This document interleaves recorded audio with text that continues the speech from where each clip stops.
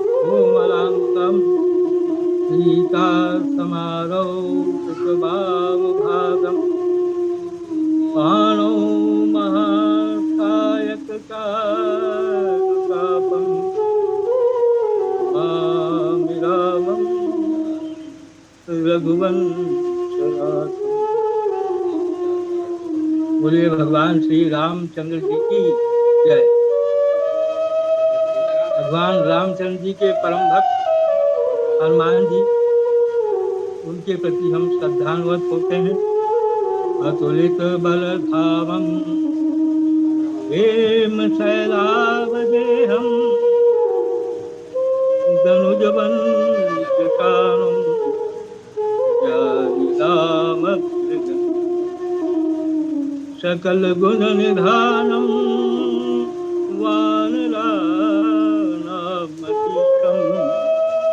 रघुपति प्रिय भक्तम वातजातम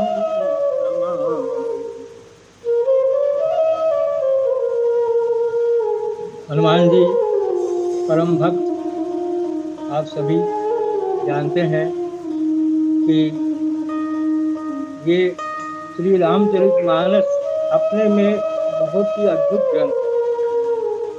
गोस्वामी तुलसीदास जी ने ये भारतीय समाज पर बहुत उपकार किया है इस ग्रंथ की रचना द्वारा, और वो भी सरल भाषा में, अवधि में।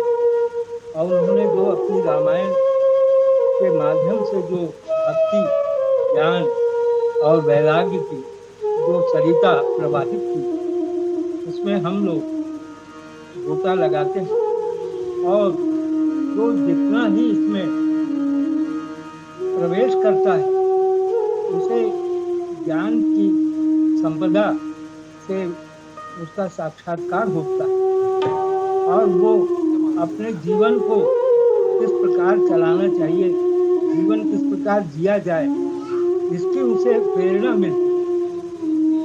और इस ढंग से रामचरितमानस अपने में महान ग्रंथ है, अद्भुत ग्रंथ है। और गोस्वामी तुलसीदास जी की ये रामायण आज इसलिए घर घर में पढ़ी और सुनी जाती है, उसका कारण यही है कि इसमें सद्गुण, सदाचार और धर्म विषयक जो जानकारी दी गई है, जो पद्य रचना, जो दोहे, था चौपाई, कवैये, इनके माध्यम से जो हम लोगों ने रामायण पढ़ते हैं, तो इसे आज इस प्रकार की सुंदर रचना है कि इसमें बहुत आराम से जो कम पढ़े लिखे व्यक्ति भी उससे ज्ञान हासिल कर सकते हैं। उसमें उनसे सीख जो है उनको मिलती है। भारतीय समाज पर ये बहुत बड़ा उपकार है गोस्वामी जी का। और ये सुंदर कांड अपने में बहुत ही, इसका नाम ही सुंदर इसलिए है, और ये है पंचम कांड। और इसमें यह बताया गया है कि मनुष्य को अपने गुणों के द्वारा अपने भीतर आत्म सुधार किस प्रकार करें, ये उन्होंने इसमें मुख्य जो है पात्र आप देखेंगे कि हनुमान जी का ही रहा है। मुख्य जो है भूमिका हनुमान जी की थी और हनुमान जी के माध्यम से भक्तों को और हर जीव को एक मार्ग मिला, एक शिक्षा दी गई कि किस प्रकार से हम अपने को संकल्पबद्ध करके जीवन की कठिनाइयों से हम मुक्ति पा सकते हैं और उसके लिए हमें सदाचार, सदाचार और व्यवहार ये हमें जो है अंगीकार करना होगा। और जब तक हम सद्मार्ग पर नहीं चलेंगे तब तक जीव का उद्धार नहीं। और हनुमान जी तो हम सबके प्रेरणा स्रोत हैं और हर भक्त को किस प्रकार से अनन्य भक्ति का जो फल है वो क्या होता है, वो उसके मूर्तिमान स्वरूप थे हनुमान जी। उनमें जो श्रद्धा भाव था उसके माध्यम से हम सभी जुड़ सकते हैं और हम अपने आप को सत्मार्ग पर ले जाने की उनसे प्रेरणा ले सकते हैं। गोस्वामी तुलसीदास जी भी उनके आराध्य, उनके इष्ट देव भगवान राम थे। वो भी एकाग्र भाव से वे भगवान राम का ही भजन स्मरण करते थे।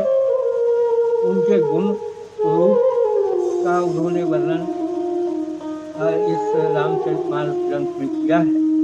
तो उनका तो इस प्रकार से जो एकाग्र जो चित्त जो उनका जो था उसमें उन्होंने कहा था कि तुलसी मस्तक तब नवे जब धनुष बाण लो हाथ, तब मैं नमन करूंगा जब मेरे सम्मुख भगवान राम होंगे। इस प्रकार से जब हम समर्पण भाव से जुड़ते हैं अपने इष्ट देव से, तब हमें जीवन का मार्ग, सच्चा मार्ग मिलता है। और हम सबको ये याद रहना चाहिए कि भगवान ही हमारे सच्चे साथी। भगवान का यदि जिस व्यक्ति को सहारा मिल जाए तो श्रद्धा और विश्वास के साथ उनके प्रति प्रीति रखे, वो कभी कुमार्ग पर नहीं जाएगा और जीवन में उसे उनका एक तरह से आशीर्वाद मिलेगा और वो आगे ही बढ़ता जाएगा। वो भक्ति में प्रेम की एक पराकाष्ठा वो होनी चाहिए। भक्त जब तक समर्पित भाव से, जैसे कि मीराबाई के आराध्य जो है उनके थे कृष्ण के लिए वो दीवानी थी। उन्होंने मोह माया का त्याग किया और सांसारिक जो कर्म है उन सब में एक तरह से छलावा है, एक तरह से उसमें जो कर्म जो है हमको बांधते हैं। कर्म से मुक्ति जब भी मिल सकती है कि जब हम भक्ति का मार्ग पकड़ें और अपने संतों के द्वारा जो उनकी संतों की वाणी है और जो हमारे सद्ग्रंथ हैं उसका अवलंबन करेंगे, तब हम सद्मार्ग पर चल पाएंगे। हमें अपने लक्ष्य पर हम केंद्रित हो पाएंगे और मानवता का जो मार्ग है वो हम सबको उस पर चलना चाहिए। मानव योनि जिसके लिए दुर्लभ जो इसके लिए तो देवता भी तरसते हैं और देवताओं को भी ये लाभ नहीं मिलता है। इसलिए हमें यदि 84 लाख योनियों में भटकने के बाद व्यक्ति को ये मानव जीवन मिलता है, मानव जीवन का हमको सदुपयोग करना चाहिए और उसके लिए हमारा यही सद्ग्रंथ है श्री रामचरितमानस। श्री रामचरितमानस के भगवान, अब ये प्रसंग पर मैं अपने आता हूँ कि हनुमान जी ने जब सुग्रीव ने सीता जी की खोज में पूरी वानर सेना को अपना उन्होंने प्रस्थान करने का आदेश दिया, वे लोग समुद्र के किनारे बैठे हैं और सामने विशाल महासागर, लहरें जिसकी उत्ताल तरंगे आकाश को छू रही, और इतना बड़ा गहरा समुद्र, और उसके उस पार लंका है। अब लंका को पार करके उस पार जाना है और तब जाकर के सीता जी का पता लगाया जा सकता है। तो सभी किंकर विमूढ़ होकर वहां बैठे हैं। सारी वानर सेना सब हम सोच रहे हैं कि हम कैसे इस समुद्र को लांघ कर भगवान का कार्य करें। उनका जो आदेश प्राप्त हुआ है, जो सुग्रीव से जो हमें आदेश मिला है, उस कर्म को कैसे हम पूरा करें, उस कार्य को कैसे कार्य की परिणति हो पाएगी, पूर्णता मिल पाएगी। सभी बड़े बहुत निराश थे, और बहुत इसलिए कि इतना सामने इतना बड़ा विशाल सागर। तब उस समय में जामवंत जी, हनुमान जी भी ऐसे ही एक तरफ बैठे हुए हैं। तो जामवंत जी, दक्षराज जामवंत, उन्होंने हनुमान जी को संकेत करते हुए कहा कि हनुमान जी को बोला कि अरे आप कैसे चुपचाप बैठे हुए हैं, आपका तो जन्म ही भगवान के कार्य के लिए हुआ है। और उसके बाद उन्होंने उनके भीतर की शक्ति को एक तरह से जागृत किया, उनको बताया कि आपका जन्म भगवान के कार्यों के लिए हुआ है। तब उन्होंने अपना रूप प्रकट किया। कनक भूजरा खार शरीरा, समर भयंकर अति बलवीरा। और फिर हनुमान जी ने उठ खड़े हुए और वहां से प्रस्थान करने के लिए उन्होंने वानर सेना अपने सहयोगियों से, साथियों से विदा ली, और विदा लेकर के वहां से वो उड़ चले। उसके बाद उनको एक बड़ा भारी जो है पर्वत दिखाई दिया, सोने के समान।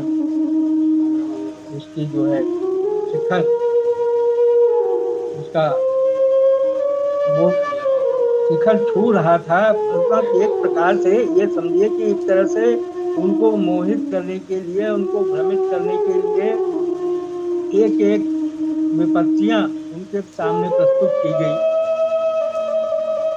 तो उन्होंने, उस पर्वत ने भी एक तरह से कहा कि तुम थोड़ा विश्राम कर लो, विश्राम करके तब आगे बढ़ो, क्योंकि काफी आपकी यात्रा तो बड़ी लंबी है, तो इसमें आप थोड़ा विश्राम कर लें तो आपको पुनः जो ऊर्जा की प्राप्ति होगी, और तब आप आगे अपना बढ़िएगा।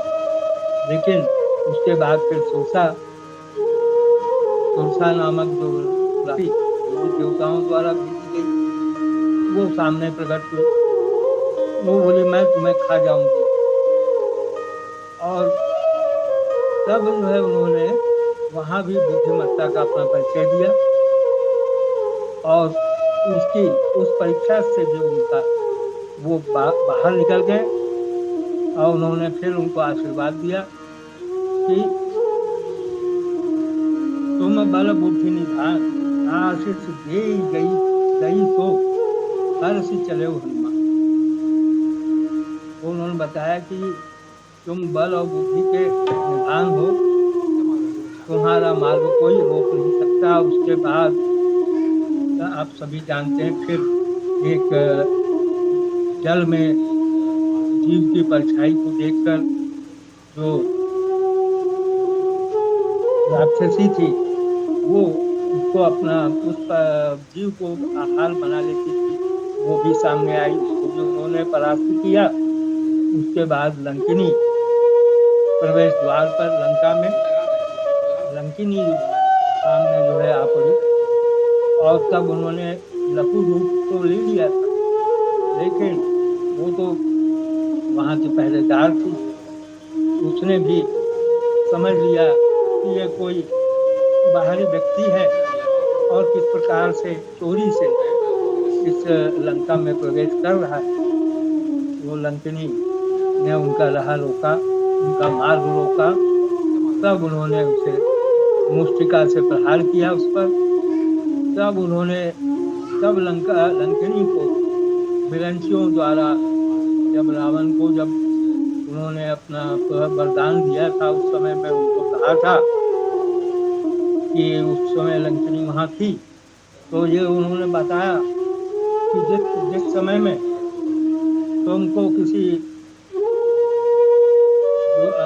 जो है अपने योगी का, किसी जो है बानर से मुष्टिका का प्रहार हो और खून कि उनको एक तरह से उल्टी हुई, तो ये समझ लेना कि अब जो है राक्षस जाति का विनाश निकट है। और उन्होंने कहा, लंकिनी ने, कि ये मेरा सौभाग्य है कि आपके दर्शन हुए।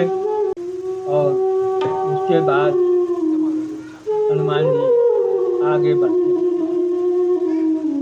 बढ़ते हैं तो उन्होंने चारों तरफ देखा कि सोने की लंका, बड़ी बड़ी अट्टालिकाएं, और उसमें महलों में अपने रावण को उन्होंने देखा, और भी बाकी के और भवन थे बड़े सुंदर, क्योंकि ये तो लंका सोने की लंका थी, सब तरफ संपदा ऐश्वर्य का प्रभाव दिखाई देता है। तब वो सोचने लगे, विचार करने लगे कि आखिर सीता जी की खोज मैं कैसे कर पाऊंगा, सीता जी का पता कैसे लगे। तो उन्होंने वहां एक उनको घर दिखाई दिया, उसमें मंदिर प्रतिघर शोभा, देखे जहाँ तहाँ अग्नि की शोभा। और वहां पर उनको एक राम राम कहते हुए एक व्यक्ति की आवाज सुनाई पड़ी, और वो थे विभीषण जी ने उनको देख करके ये कहा, ये देखिए कि इतने बड़े राक्षस राज में यहाँ इस प्रकार का एक सदाचारी व्यक्ति कौन है आखिर। उन्होंने जब वो सामने सम्मुख हुए विभीषण जी ने उनका परिचय प्राप्त किया और उनको ये कहा कि उनको मतलब उन्हें बड़ी खुशी हुई कि इस प्रकार से भगवान राम के परम भक्त हनुमान जी के आज मुझे दर्शन हुए। और उन्होंने कहा कि मैं तो बस उन्हीं का ही भक्त हूँ, दिन रात भजन और कीर्तन में ही मन लगा रहता है। एक भक्ति भाव, समर्पण, प्रभु के प्रति शरणागति का भाव हमें विभीषण में दिखाई। वे भक्ति के एक तरह से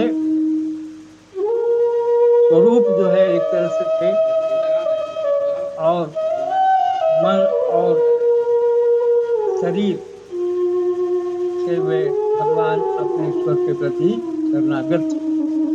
उन्होंने अपना प्रयोजन बताया हनुमान जी ने कि मैं यहाँ पर माँ जानकी जी का पता लगाने के लिए यहाँ आया हूँ। तो उन्होंने फिर उन्हें अपने साथ लेकर गए। उन्होंने बताया कि ये अशोक वाटिका है, यहीं पर सीता जी को रखा गया है। और उसके बाद कथा प्रसंग है कि वो वृक्ष पर छिपकर बैठ गए और उन्होंने वहां से देखा कि त्रिजटा आई। त्रिजटा के पहले रावण आया। रावण ने ये बताया। रावण ने ये कहा कि तुम मेरा कहा मान लो तो तुम पटरानी बन के रहोगी, और मेरा कहा मानकर तुम मेरी जो इच्छा है तो उसे आप पूर्ति करो। तो उन्होंने तृण धरि ओट कहती वैदेही, उन्होंने एक तृण का एक अपने सामने पर्दा कर लिया, और उन्होंने बताया कि क्योंकि ये तो रावण अहंकार का प्रतीक था। जब व्यक्ति अहंकार से ग्रसित होता है, अहंकार पतन का कारण बनता है, और अहंकारी रावण में जब बुरे मार्ग पर दुष्ट प्रवृत्ति जब उसके मन में एक तरह से उसका समावेश हो चुका था, तो उसका पतन निश्चित था। और सीता जी ने कहा, जिस प्रकार उन्होंने कहा कि मेरे तो दुष्ट ज्यादा समय तो अब जीवित नहीं रह पाएगा, क्योंकि भगवान मेरे आराध्य स्वयं यहाँ आएंगे और मुझे सकुशल यहाँ से युवा ले जाएंगे, और तेरा पतन, संपूर्ण राक्षस जाति का पतन निकट है। उसके बाद वहां से फिर वो जब चला गया, 1 महीने का समय उसने दिया, तो त्रिजटा जो सेविका थी वो वहां की रखवाली करती थी। तो त्रिजटा ने भी स्वप्न बताया कि मैंने कल सपना देखा हूँ कि यहाँ पर एक वानर ने पूरी लंका का दहन कर दिया, और लंका दहन के बाद में जहाँ पर भारी युद्ध हुआ, और उसमें ये रावण और पूरी राक्षस जाति का विनाश मैंने देखा है। तो इस प्रकार का ये जो स्वप्न है, ये स्वप्न अवश्य ही पूरा हो। और उन्होंने बड़ा ढाढ़स बंधाया सीता जी को। सीता जी को ये कहा कि तुम दुखी मत हो, भगवान आएंगे और तुम्हें लीवा ले जाएंगे। और उसके बाद हनुमान जी ने वहां से उन्होंने मुंदरी भगवान की जो उन्होंने पहचान के रूप में उन्होंने जो दी थी चलते समय, वो उन्होंने गिरा दी। और गिराने के बाद जब उन्होंने देखा कि ये तो मुंदरी है, ये भगवान का नाम पर लिखा हुआ था राम, ये किसी माया से तो बनाई नहीं जा सकती है, ये अवश्य ही। तो उन्होंने उनको कहा कि भाई कौन हो तुम, क्यों नहीं सामने सम्मुख प्रकट होते। तब हनुमान जी उनके सम्मुख प्रकट हुए और उन्होंने बताया कि माँ, मैं भगवान राम का भेजा हुआ दूत हूँ, और मैं हूँ हनुमान मेरा नाम। और उन्होंने अपनी पहचान उनको पहचान दी। उसके बाद उनको भरोसा नहीं हुआ कि इस प्रकार से कोई व्यक्ति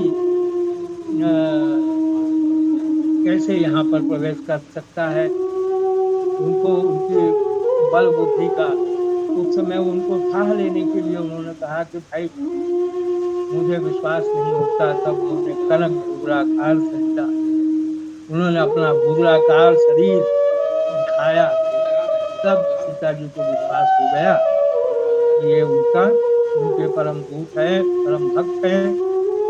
और उसके बाद आप सभी जानते हैं कि उसके बाद उन्होंने भोजन की इच्छा प्रकट की कि मुझे जो है यहाँ पर सुंदर फल फूल दिखाई दे रहे हैं, मुझे भूख लगी है। तो माँ से उन्होंने आशीर्वाद दिया, उनसे आज्ञा ली, और आज्ञा लेकर के उन्होंने पूरी अशोक वाटिका को उजाड़ दिया। और उसके बाद उन्हें ब्रह्म पास में बांधकर मेघनाद रावण के दरबार में ले गया। फिर रावण ने जो है एक तरह से उनको उन्होंने सुंदर सीख दी कि अभी भी तुम्हारे पास वक्त है कि तुम ईश्वर की शरण में चले जाओ, भगवान राम स्वयं विष्णु का अवतार है।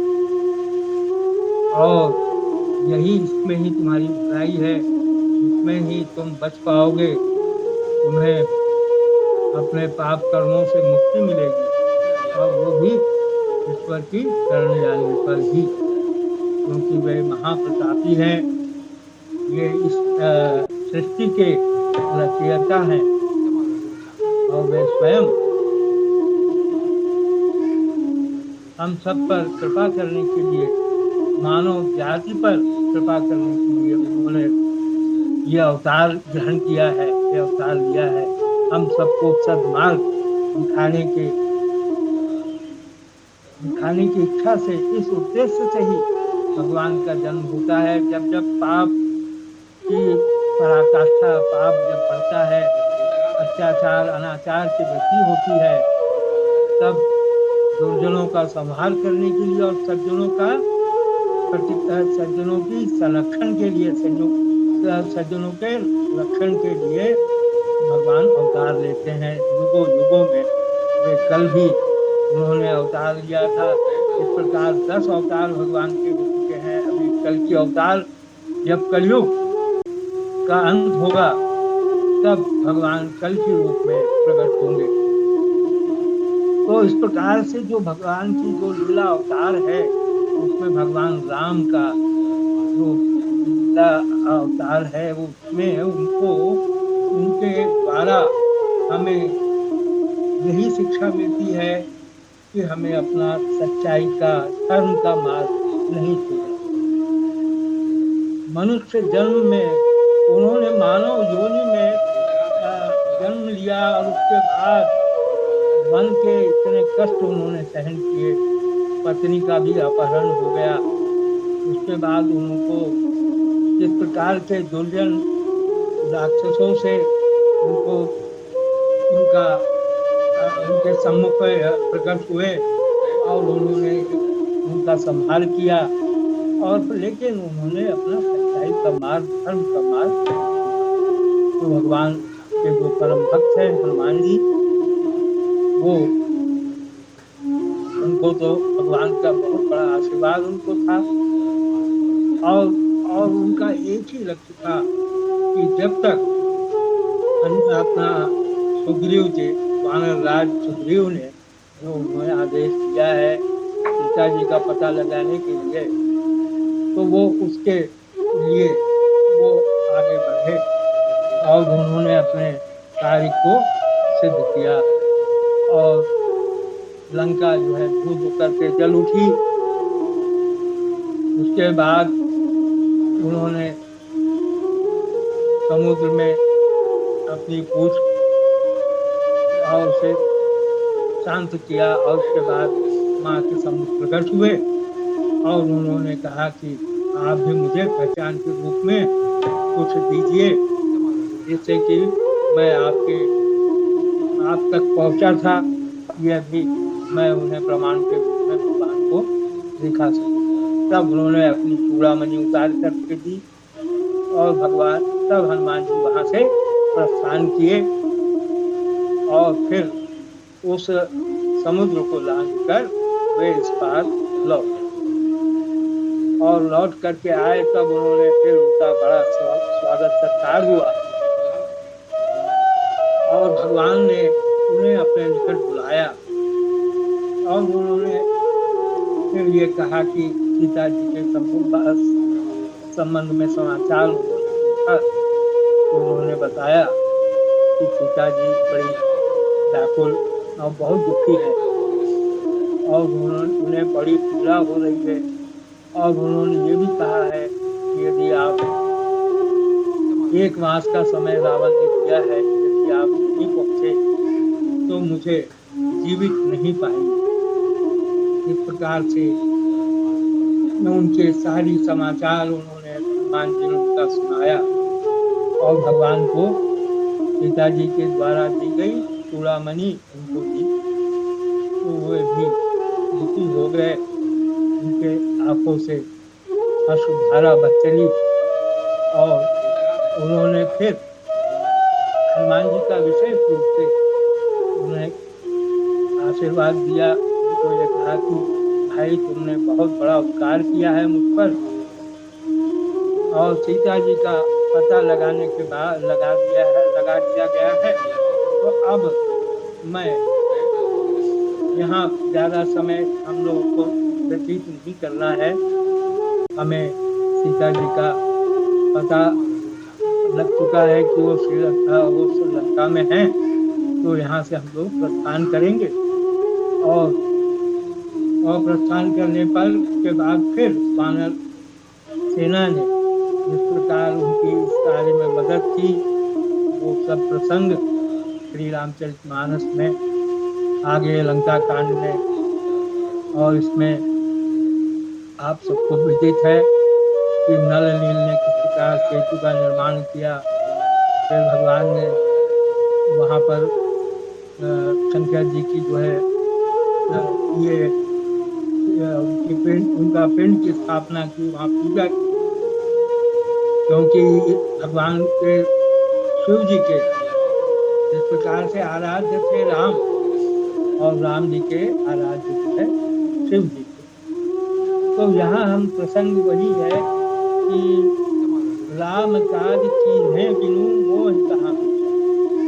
तो भगवान के इस प्रकार से परम भक्त हनुमान जी ये एक तरह से परम भक्त थे, और उन्होंने जब तक उन्होंने जो संकल्प किया था, जब तक उन्होंने ये अपना मन में ये इच्छा जाहिर की थी, मन में ये उन्होंने रखा था कि ये कार्य करना है, और ईश्वर के कार्य हेतु ही एक तरह से उनका जन्म हुआ था।